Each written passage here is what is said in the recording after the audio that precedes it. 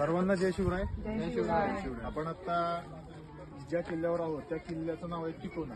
त्या किल्ल्याचं ऐतिहासिक महत्व असं होतं की याला पवन मावळाचा रखवालदार असं याला महाराजांनी उपमा दिलेली आहे. पवन मावळ म्हणजे काय, 11 प्रकारचे मावळ आपल्याकडे आहेत. एक म्हणजे हिरडस मावळ, एक म्हणजे गुंज मावळ, हे पवन मावळ असे 11 आहेत. मावळ म्हणजे त्या भागात राहणारी लोक, आणि याच्यातनं मावळी संकल्पना पडली आपण आपल्याला माहिती. तिकोना किल्ल्याचा इतिहास असा आहे की या किल्ल्याचं बांधकाम सातवाहन काळामध्ये झालेलं आहे. 1595 पर्यंत हा किल्ला निजामशहाचे मलिक अहमद या सरदाराकडे होता. त्यानंतर तो काही काळ त्या गडावरती निजामशाहीचं राज्य, मग आदिलशाहीकडे हा किल्ला गेला. 1657 साली या ह्याच्यावर मराठ्यांचं पहिलं आक्रमण झालं. पण हा किल्ला महाराजांनी काय एवढा महत्वाचा असं महाराजांना वाटत होता, कारण इथूनच तुम्ही बघता ही जी डोंगर रांग आहे ही या डोंगराच्या पलीकडनं वर कोकणात जाते. त्यामुळे इथनं होणारी हालचाल, या भागातली होणारी हालचाल या किल्ल्यावरनं कंट्रोल करता येत होती. आपल्याकडे लोहगड, विसापूर, तुंग, तिकोना हे जे किल्ले आहेत हे सगळे रखवालदाराचे किल्ले असं म्हणलं जातं. कारण या किल्ल्यावर महाराजांचं वास्तव्य नव्हतं, पण हे किल्ले स्ट्रॅटेजिकली खूप महत्वाचे होते. आता किल्ल्यावर आपण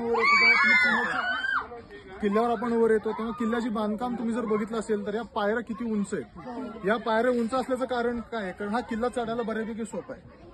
बाले किल्ल्यापर्यंत शत्रू येऊ नये म्हणून हा पायऱ्यांचा जे स्ट्रक्चर आहे हे तसं केलेलं आहे. आणि समजा शत्रूचं आक्रमण झालं, पहिला खालचा जो किल्ल्याचा पट आहे जो आपण बघितला, चुन्याच्या घाण्यापर्यंतचा जो एरिया आहे तो साधारण तिथपर्यंत शत्रू येऊ शकत होता. तिथनं वर याला शत्रूला हे अख्खं चढून वर येणं शक्य नव्हतं. किंवा शक्य जरी असलं तरी वरनं आपल्या नावे प्रतिकार करत होते. त्यामुळे जे काही राणी, जे काही महत्वाचे लेडीज, छोटे बारकी मुलं जे काही असेल ते मग बाले किल्ल्याकडे येत होतं. जे इथं आक्रमणाच्या वेळेला हे सगळे वर बाले किल्ल्याकडे चढत होते आणि हा दरवाजा बंद करत होते. गडाला 2 पाण्याची टाकी आहे. ते खालचं टाकं तुम्ही बघितलं, हे इथलं एक टाकं. म्हणजे रचना कशी 12 महिने या टाक्यांमध्ये पाणी असतं. आता पाणी दूषित आहे, पण आता पूर्वीच्या काळात तसं नव्हतं. त्यामुळे प्रत्येक गडावर गेलात तुम्हाला पाण्याची टाकी मिळतात. ते पाणी अजूनही पिण्यासारखं, आता पण प्यायलो पाणी मागाशी. तर या किल्ल्याचा इतिहास असा आहे. स्ट्रॅटेजिकली हा किल्ला खूप महत्वाचा आहे. समोर तुम्ही तिकडे बघितलात तो चौकोन समोर दिसतो का, तो आहे तुंग किल्ला. समोर तुंग तिकोना असा रेंज ट्रेक पण असतो धरणाच्या पलीकडे. त्यानंतर महाराज जेव्हा मराठ्यांनी हल्ला केला आणि तो मराठ्यांच्या अंडर जो हा किल्ला आला तो शेवटपर्यंत मराठ्यांच्या अंडरच होता. नंतर पुरंदराचा तळ झाला मिर्झा राजा जयसिंग बरोबर, त्यामध्ये 23 किल्ले दिले गेले होते.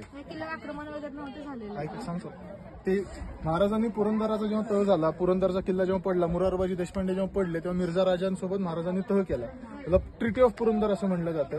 या ट्रीटीमध्ये महाराजांनी 23 किल्ले दिले गेले. त्यामध्ये तिकोना किल्ला, तुंग किल्ला, लोहगड किल्ला, सिंहगड अशा किल्ल्यांचा समावेश होता. आणि जेव्हा मिर्झा राजाला विष देऊन मारलं औरंगजेबांनी, तेव्हा मग परत महाराजांनी 23 किल्ले जिंकायला सुरुवात केली. तेव्हा बाबाजी जाधव देशमुख या सरदाराने या किल्ल्यावर हल्ला केला होता आणि हा किल्ला जिंकला होता. त्यानंतर तो किल्ला मराठ्यांकडेच राहिला. नंतर तो पेशवाई मराठ्यांकडेच राहिला. तो शेवटपर्यंत मराठ्यांकडे राहिला. 23 किल्ले भरपूर आहेत. तर एवढाच या किल्ल्याचा असा हे आहे, रखवालदार म्हणून या किल्ल्याचं महत्व. ठीक, थँक्यू.